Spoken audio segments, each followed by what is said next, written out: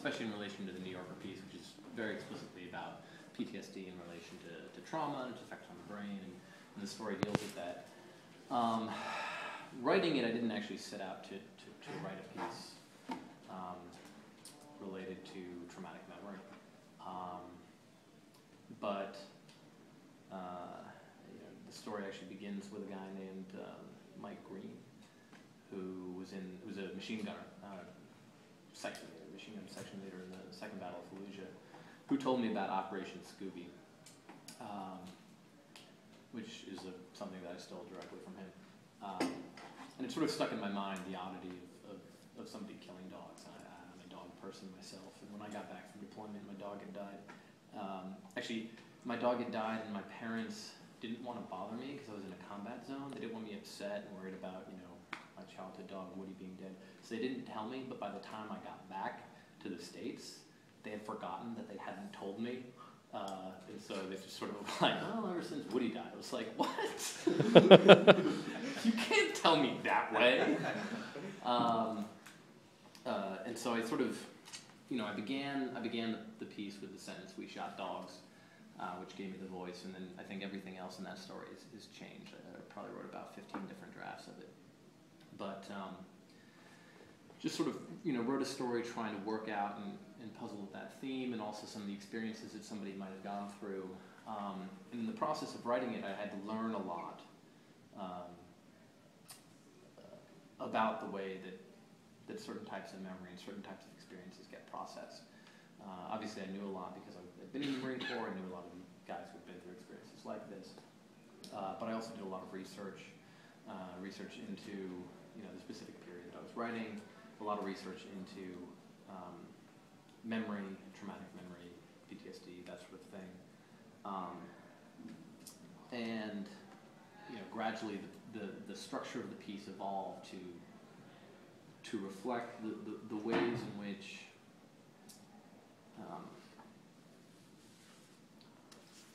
somebody might experience those memories and what they're dealing with. So when I first wrote it, I had the general outline. The guy's shot dogs, who's a dog lover, comes home and shoots his dog, right? And then everything within that had to be filled in. And I see fiction as a way of puzzling out what you really think about things. Because you'll write a piece and you'll have an idea about what the piece is about or what you're trying to express.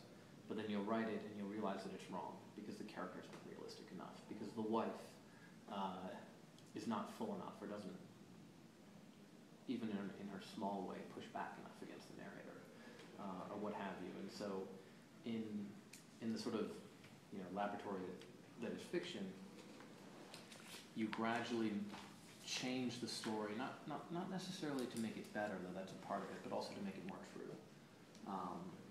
And in order to do that, I had to work through the ways in which his memory is not necessarily under his control all the time, and the ways in which telling the story is a process of capturing that memory and controlling it. So, but I'm more curious to hear your guys' thoughts about the piece. That's essentially what what happened as I was writing it. And now there's this thing, and I don't really know what to say it's about, but I'll be glad to answer any questions or give you whatever poor insights I have. Well, first, I just want to ask, or I guess comment, that that's such an interesting dynamic that you're trying to find the truth through fiction. Right. That's striking. So, mulling that over. I have a friend who's a vet and a writer as well, and he wrote a novel, right? And when he was trying to get it published, guys, got an agent who said, we like this, but we think it would be really better if it was a memoir. And it's like, well, that's great, but it's not. And there's some things, at least for myself, that I find best explored through fiction, right? There are things that I've experienced, and I like memoir, but it's a different format. And there's some things that that I've gone through or that I've thought about, or I want to explore, where I find the best way to do that is to create a situation that stresses those ideas, that compresses them. Instead of being chained down to what actually happened, you create a situation that is putting a lot of pressure on everything that you thought, and everything that you think you understand about human nature, what have you. And then, because of the range that fiction offers you, and because you can have anything happen that you want, you can really start, cutting away the fat, discarding, the pieces of writing that came from your false assumptions that don't hold up when you're trying to make your characters breathe and live.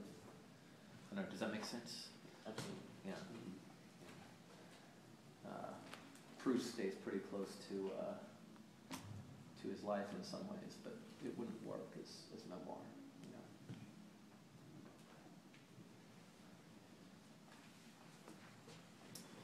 But yeah. Well, would you say it's almost like an experiment? Like you're sort of designing this world and these characters and almost like just seeing what happens? Like, do you understand what Right. Sometimes that's the way that I think about it. With tightly controlled constraints. Yeah. So, with me, for a first draft, I think of, I'm putting down what are the left and right lateral limits of my story. I'll write a first draft and I'll have a certain story arc. Guy shoots dogs in Iraq, see some things that sort of trouble him, comes home and has to deal with it, and then it ends with him, killing his own dog. And now I've got, that's the space that I have to play in. And then you just sort of pressurize that and push against it, and tweak it and complicate it as much as you possibly can, and try and make it breathe. Yeah, which is something very different from a piece of journalism. Like, what did you think of the New Yorker piece, by the way? You guys didn't spend much time talking about it last time, right?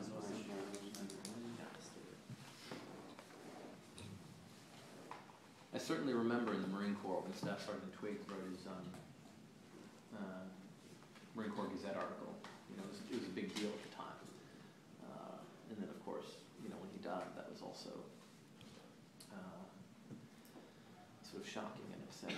It was a big deal in a good way or a bad way. I mean, Finnegan says that normally such a confession would be negatively received, but then he implied that it was well received, partly because of the way that Twiggs framed it, that ultimately he got better, so it was okay to talk about that stuff. Yes, it was well received. I also think that as the wars have dragged on, there's greater comfort talking about these things, because at a certain point, so many people have gone through them, right? For guys just starting out, we hadn't really been in a lot of wars. There weren't a lot of senior leaders who had gone through the sorts of things that would cause them to have PTSD. But at this point, we've been at war for 10 years, more than that, and there are a lot of people who have moved up the ranks who have gone through varying levels of PTSD. And so, yeah, it's still a very sort of masculine, tough culture, and admitting these things is sometimes difficult. And it's difficult because guys who, they mentioned that he wanted to deploy. Frequently people who have PTSD want to deploy because the deployment zone is a space where what's happening makes sense, right? You're hyper-vigilant. If you're in bed with your wife and you're hyper-vigilant waiting for something to happen intense and you freak out at the slightest noise, that terrifies her. There's a book that was published after Vietnam, which was a book, like a guidebook for spouses of traumatized Vietnam vets. And I remember reading in it, one of the things was like, it's important to remember when you're woken up in the middle of the night by your husband joking you and screaming, that he is as scared as you are. So, that's of course an extreme situation, but the hypervigilance is really hurtful to the family, right? When you're stateside, but overseas, it's useful. Okay, your highly alert state is actually beneficial to your entire unit. The world is as dangerous as you are acting like it is stateside, so that's good. Also, you know, if you've got marital problems which could come from PTSD or could just come, you know, people who are perfectly fine have marital problems. A deployment is a good way to simplify your world, right? You know, it's too crazy to deal with everything that's happening in your domestic life. You can deploy, and it gives you a break from that. And then, you know, you'll come back later and be a war hero and have a sort of honeymoon period, you know, hopefully. So there's a lot of reasons why people with PTSD might want to hide it so they have the chance to deploy, because they want to go again. And if you're a good Marine, the unit will want you to, right? You need good people over there.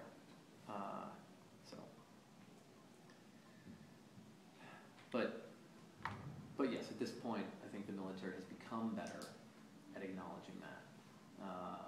And you know, I had a guy whose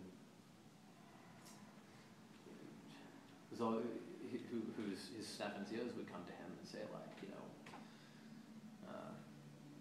Lance Corporal Schmuckatelli needs to go see the wizard, the traumatic stress doctors, the wizard.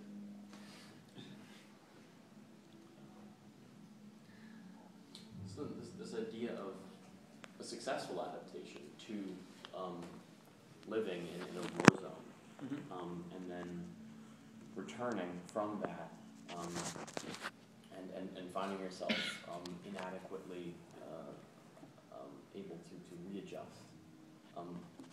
What is your feeling about that process of rehabilitation, if rehabilitation is totally possible?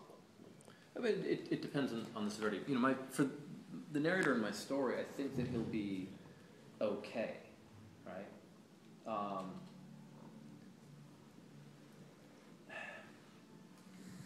First off, you know, there's readjustment and rehabilitation when you go through something traumatic, but even there's a readjustment just when you move to a new town, when you have any life change can be difficult, and you need to relearn, you know, the ways in which you live and exist. That's very radical coming back from a deployment, right? I didn't have PTSD, but I came back and it was weird coming back. It was strange to go to a supermarket.